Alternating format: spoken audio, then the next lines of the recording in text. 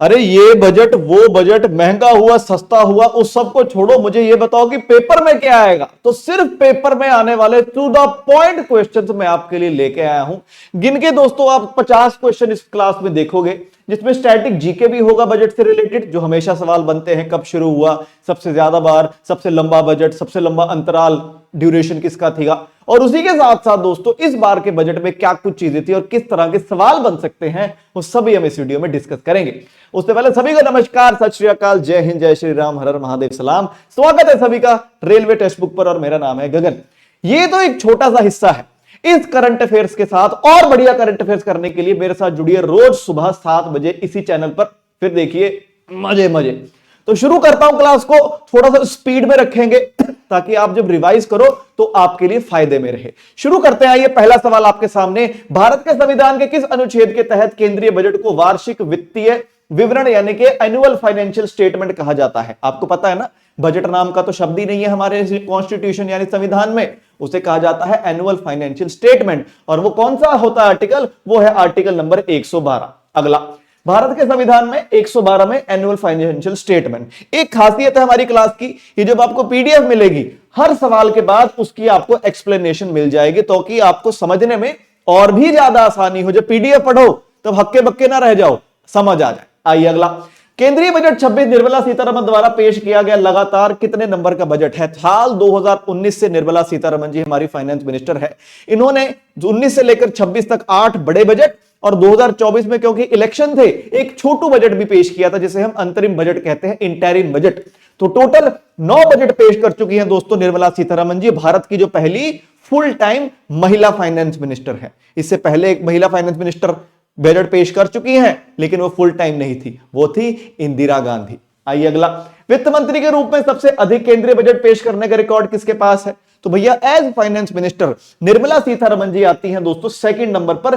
कितने बजट पेश किए निर्मला जी ने? 9 बजट पेश किए। सबसे ज्यादा बजट पेश किए हैं दोस्तों 10 बजट पेश, जिसमें 9 बड़े और एक छोटू बजट। तो उसका जवाब हो जाता है मोरारजी देसाई, पूर्व भारतीय प्रधानमंत्री और पूर्व भारतीय वित्त मंत्री। सब इंफॉर्मेशन आपको मिल जाएगी। अगला, भारत का पहला बजट कब पेश किया गया था? अब यहां पर दोस्तों ना तो आपके पास पूछा गया है कब, यानी कि बच्चे अक्सर गलती कर देते हैं, इसमें ये लिख देते हैं 47 बेटा, लेकिन इसमें लिखा है क्या कि आजादी के बाद? नहीं, इसमें बोला पहली बार कब किया था। तो दोस्तों गोरी सरकार थी, स्कॉटलैंड का आदमी था जेम्स विल्सन, उसने पेश किया था। कब? 7 अप्रैल 1860 को। ठीक है, किसने किया था? गोरा बंदा था जेम्स विल्सन नाम का। तो ध्यान रखेंगे, सब डिटेल है। बजट शब्द कहां से आया है? बजट शब्द आया है फ्रांस के एक शब्द से, बुगेट। किस शब्द से आया है? बुगेट, जिसका मतलब होता है छोटा बैग यानी कि छोटा झोला। और भारत का पहला बजट किसने पेश किया था? ये देखिए, जेम्स विल्सन, स्कॉटलैंड का अर्थशास्त्री, 7 अप्रैल 1860 को। क्लास बढ़िया लग रही हो, पीपीटी खतरनाक बढ़िया जहर लग रही हो, एक बार दोस्तों लाइक जरूर करते रहो। थोड़ा सा देख के पढ़ने में भी मजा आता है ना कि भैया कुछ तो चल रहा है। आइए, किस वर्ष के लिए केंद्रीय बजट केवल अंग्रेजी में प्रकाशित किया गया था? किस वर्ष तक? माफ कीजिएगा सवाल गलत है, किस वर्ष तक? यही तो दुविधा इस देश की, आम लोगों के बारे में सोचते ही नहीं है। 47 में भारत आजाद हो गया, लेकिन 8 साल तक दोस्तों यह बजट अंग्रेजी में छपता रहा। जहां पर अंग्रेजी आज भी लोगों को नहीं आती है, ये सिर्फ अंग्रेजी में बजट पेश कर रहे थे। किसके लिए? लोगों के लिए। लोग तो पढ़ ही ना सकते थे। तो 1955 तक दोस्तों ये बजट था जो हमेशा अंग्रेजी में छपा। 56 से दोस्तों ये हिंदी में छपना शुरू किया, तो वही लिखी है। और साल 1900 तक दोस्तों इंफ्रास्ट्रक्चर नाम का शब्द बजट में नहीं हुआ करता था। अब तो बात ही सब इंफ्रास्ट्रक्चर की होती है, कौन सी बिल्डिंग, कौन सा हाईवे, कौन सा हॉस्पिटल, ये सभी। और जैसे 55 तक केवल अंग्रेजी, 56 से अंग्रेजी हिंदी। अगला, भारत के इतिहास में केंद्रीय बजट पेश करने वाली पहली महिला कौन थी? ये आपको अभी बता के हटा हूं। अगर तो फुल टाइम फाइनेंस मिनिस्टर पूछा जाए तो निर्मला ताई जी है। अगर फर्स्ट टाइम वैसे पूछा जाए तो दोस्तों इंदिरा गांधी हो जाती है, क्योंकि इंदिरा गांधी ने 70-71 में पहली बार बजट पेश किया था और यह किसी महिला के द्वारा पेश किया गया पहला बजट था। आइए, स्वतंत्र भारत का पहला बजट पेश किसने किया? तब 47-48 की बात आ गई। अब सवाल में पूछ लिया, अगर यहां भी ना पूछा होता तो हम जेम्स विल्सन जवाब दे देते, लेकिन यहां पर साल दे दिया। तो यह पेश किया था पहले फाइनेंस मिनिस्टर हमारे, कौन? आर के शनमुखन चेट्टी साहब ने पेश किया था। और कितनी हैरानी की बात, केवल 197 करोड़ का बजट था, जिसमें से 46% यानी कि 92 करोड़ रुपया हमने डिफेंस पे लगाया था, क्योंकि हमें पता था कि हमारा जो पड़ोसी है थोड़ा बावला है, तब भी बावला था, आज भी बावला है। तो उनकी वजह से सोचो, नहीं तो हम आजाद हुए थे, हम अच्छी अच्छी जगहों पे खर्चा करते, उन बेशर्मों की वजह से हमको 92 करोड़ रुपए लगाने पड़ गए। बताओ, अपना तो भट्ठा बिठा ही रहे थे, हम पे हमला करके हमारा भी भट्ठा बिठाने को तैयार थे। आओ जी, 18,650 शब्दों के साथ भारत में सबसे लंबा केंद्रीय बजट भाषण किसने दिया? माय गॉड, इतना लंबा स्पीच दिया होगा, सोचो। लेकिन हैरानी की बात बताऊं आपको, ये जल्दी निपटा दिया था, इससे भी लंबी स्पीच दी गई है एक बार। तो इसका जवाब हो जाता है साल 1991 में मनमोहन सिंह जी ने दी थी दोस्तों, सबसे लंबी शब्दों के रूप में सबसे लंबी स्पीच 18,650 91 में। लेकिन सबसे लंबे ड्यूरेशन के लिए, सबसे लंबे अंतराल के लिए 2 घंटा 42 मिनट तक स्पीच दी है दोस्तों, किसने दी है? मजा आ रहा हो क्लास में, सवाल बढ़िया लग रहे हो, सभी प्रीवियस ईयर पेपर से उठाए हुए स्टैटिक जीके के क्वेश्चंस, आपको होगा ही नहीं टेंशन कि यार इससे बाहर कुछ आ जाए, सब कवर्ड है यहां पे। तो एक बार लाइक जरूर करते रहो, प्रेजेंटेशन बढ़िया लग रही हो लाइक कर दीजिए। जवाब हो जाता है निर्मला सीतारमण, साल 2020 में दोस्तों 2 घंटा 42 मिनट का सबसे लंबा आज तक का बजट। आइए अगला, 77 में लगभग 800 शब्दों का सबसे छोटा बजट किसने दिया? सोचो, ये शब्दों के हिसाब से भी सबसे छोटा था और समय के हिसाब से भी सबसे छोटा बजट था। सबसे छोटा बजट आज तक दिया गया दोस्तों 1977 में, किसने दिया? चलिए, तो दोस्तों ये बजट पेश किया था हीरू भाई मुलजी भाई पटेल, उस वक्त के वित्त मंत्री। जैसे मैंने बताया, जो एमसीक्यू है उसके ऊपर बेस्ड डिटेल यहां पर है, तो जब पीडीएफ मिलेगी मजा आ जाएगा। पीडीएफ कहां पर मिलेगी? वीडियो खत्म होते ही कमेंट में आपको लिंक लगा मिल जाएगा, उस पर क्लिक करके टेलीग्राम में पीडीएफ मिल जाएगी। आइए लो भैया, इस साल आ जाते हैं, केंद्रीय बजट का कुल आकार क्या है? अब इनको ना पता नहीं बेशर्मी मेरे को कितनी लगती है।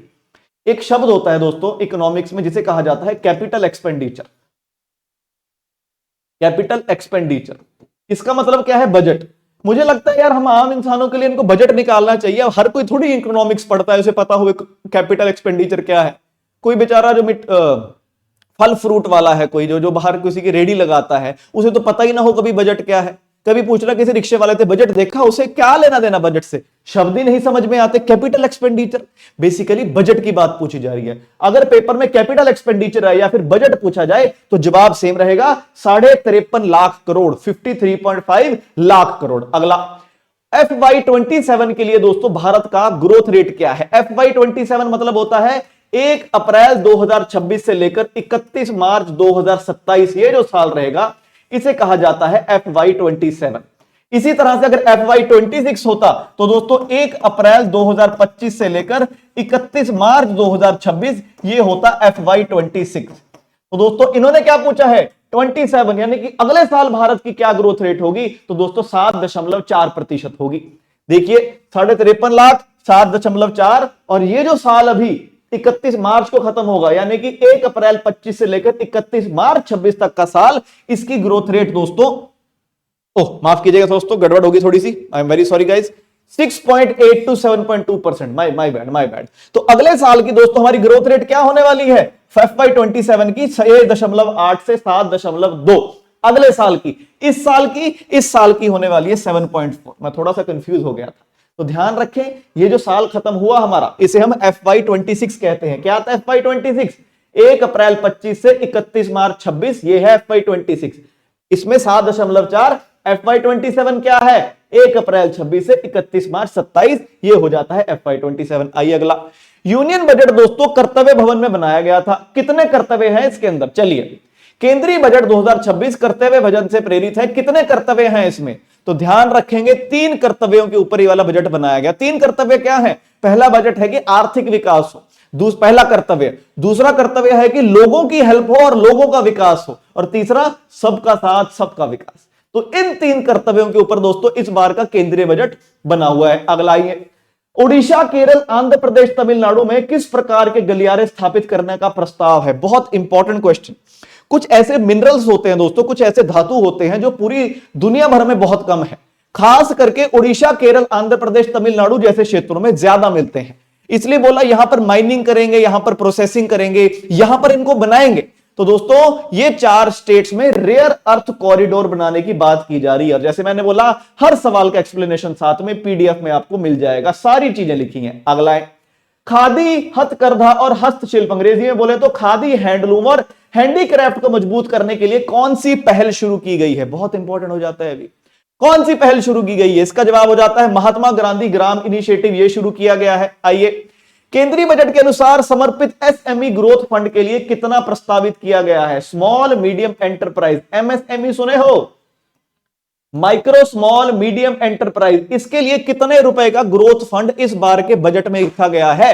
तो दोस्तों 10,000 करोड़ रुपए का फंड इसमें रखा गया है। Very important. आइए, इसके अलावा बोले कि जैसे कि हम सामान भेजते हैं ट्रक से, सामान भेजते हैं हम ट्रेन से, कह रहे हम नदी के ऊपर भी तो भेज सकते हैं, नदी के ऊपर किश्ती चला देते हैं, है ना?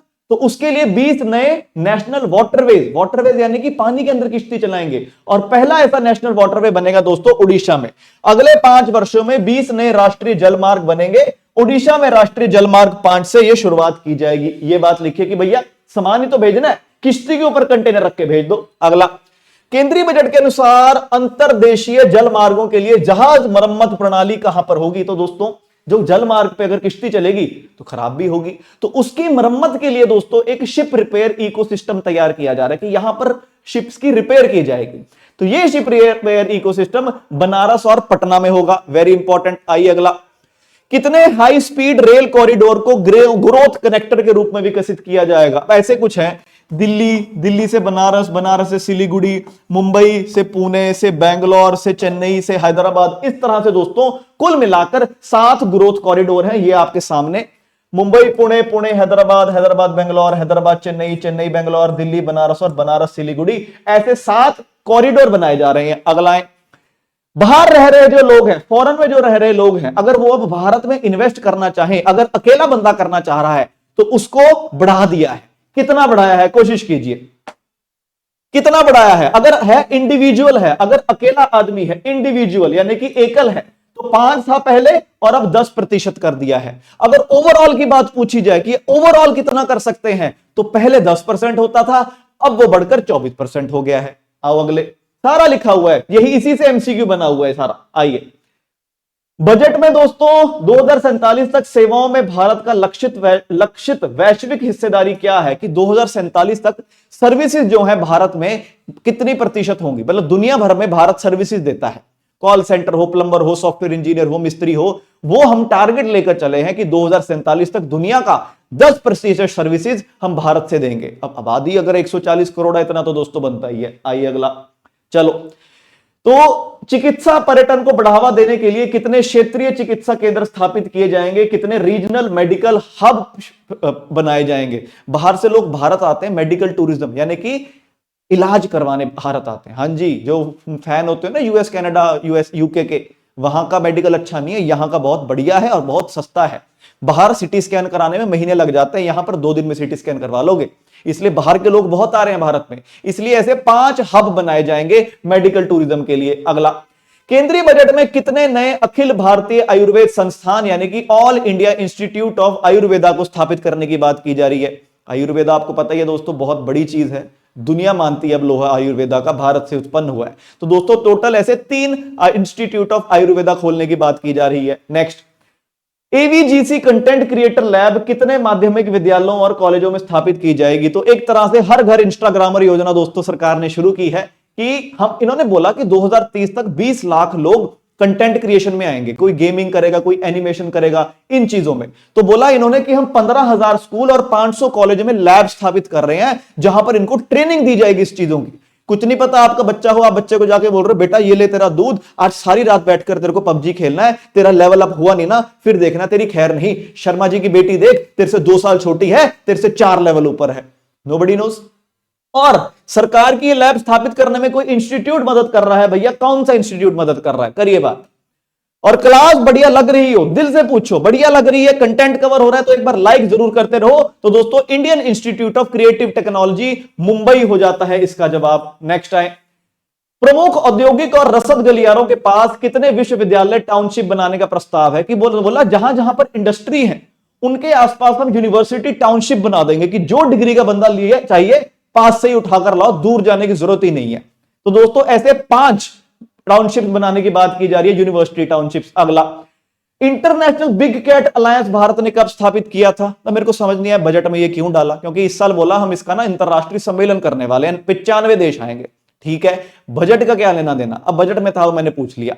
तो दोस्तों इंटरनेशनल बिग कैट अलायंस 7 बड़ी बिल्लियां लायन, टाइगर, स्नो लेपर्ड, चीता, पुमा, जैगुआर इनके संरक्षण के लिए संस्था है 2024 में भारत ने खोली थी। इस साल भारत में सम्मेलन है। अगला है कितने पुरातात्विक स्थलों को विकसित करने का प्रस्ताव है, यानी कि आर्कियोलॉजिकल साइट्स को विकसित करना है। हड़प्पा, लोथल, धोलेरा, सिंधु घाटी सुना ही होगा आपने। ऐसे उनको और विकसित करना है और डेवलप करना है। ऐसे 15 स्थानों को दोस्तों डेवलप करने की बात इस बजट में बताई गई है। अगला भारत विस्तार की फुल फॉर्म, एक दोस्तों किसानों के लिए स्कीम है कि इसमें किसानों को बताएंगे कि कौन से समय पर कौन सी फसल लगाएं। कई बार आपने सुना होगा ना कि भैया इस किसान ने अपनी सारी टमाटर की फसल अपने ट्रैक्टर से कुचल दी क्योंकि सिर्फ 1 रुपया किलो मिला, क्योंकि उस साल टमाटर थोक में था, टमाटर बहुत ज्यादा था, क्यों लगाया टमाटर, ऐसी चीजें बता देगा। तो इसका जवाब है virtually integrated system to access agriculture resources, Bharat Vistaar, सारा डिटेल गिवन है। अगला दिव्यांगजनों के लिए कौशल प्रशिक्षण और आजीविका के अवसर प्रदान करने के लिए शुरू की गई नई योजना। तो दिव्यांगजन कौन होते हैं? दिव्यांगजन बच्चे अक्सर समझते हैं कि जिसे देख नहीं सकता, कोई भी देख नहीं सकता, बोल नहीं सकता, सुन नहीं सकता, टांग नहीं है, पैर नहीं है, हाथ नहीं है, कुछ भी ऐसे। तो दोस्तों उनके लिए एक योजना शुरू की है दिव्यांगजन कौशल योजना। ध्यान रखेंगे दिव्यांगजन कौशल योजना कि उनको भी तो यार आजीविका के अवसर मिले। अब जैसे पंचकुला में दोस्तों एक मैकडॉनल्ड्स है, वहां पर दोस्तों जितने भी काम करते कर्मचारी हैं, मैनेजर को छोड़ के कोई भी सुन नहीं सकता, कोई भी बोल नहीं सकता, ऐसे उंगली दे के ऑर्डर कर दे देते हैं। अब वो भी तो बेचारे काम करने के हकदार हैं कि नहीं। अगला लो भैया, ये थे आपके दोस्तों ताबड़तोड़ सवाल। आपको क्लास कैसी लगी वीडियो के कमेंट में जरूर बताइएगा। और इसकी पीडीएफ अगर चाहिए या तो इसको सर्च कर लो गगन सर रेलवे, नहीं तो वीडियो खत्म होते ही वीडियो के कमेंट में आप चेक कर लेना। वीडियो चली रही है अभी चेक कर लो, कमेंट में लिंक लगा हुआ है, उस पर क्लिक कीजिए, टेलीग्राम चैनल पर जाइए, फाइल्स में से पीडीएफ उठा लीजिए। और बढ़िया करंट अफेयर करने हैं, इससे भी बेहतरीन कतई जहर करंट अफेयर करने हैं तो डेली सुबह दोस्तों 7 बजे, कितने बजे? 7 बजे मुझे इस चैनल पर मिलना। जो भी तुम्हारा पेपर है, नाम चाहे चैनल का रेलवे टेक्स्ट बुक है, लेकिन एसएससी का पेपर हो तुम्हारा, यूपी का है, पंजाब का है, बिहार का है, जो पेपर है उसके लिए आपका करंट अफेयर दोस्तों ताबड़तोड़ हो जाएगा। कब? रोज सुबह 7 बजे। सभी को नमस्कार, जय हिंद, जय भारत।